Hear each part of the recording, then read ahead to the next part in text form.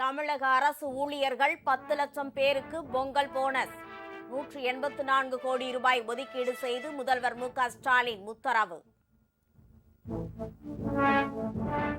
முதல்வர் ஸ்டாலினை சந்தித்து அமைச்சர்கள் புத்தாண்டு வாழ்த்து. போயஸ் தோட்டத்தில் ரசிகர்களை சந்தித்து வாழ்த்து பெற்றார் நடிகர் ரஜினிகாந்த்.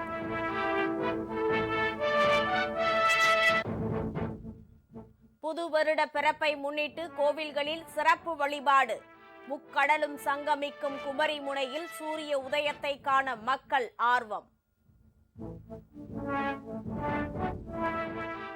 வணிக பயன்பாட்டுக்கான சிலிண்டர் விலை 110 ரூபாய் அதிகரித்தது.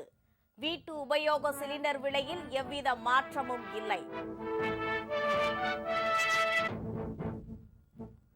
மத்திய பிரதேசத்தின் இந்தூரில் அசுத்தமான குடிநீரை பருகியதால் 10 பேர் உயிரிழப்பு.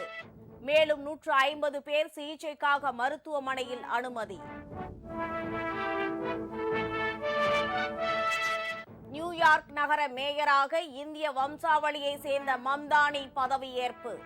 குரான் மீது சத்திய பிரமாணம்.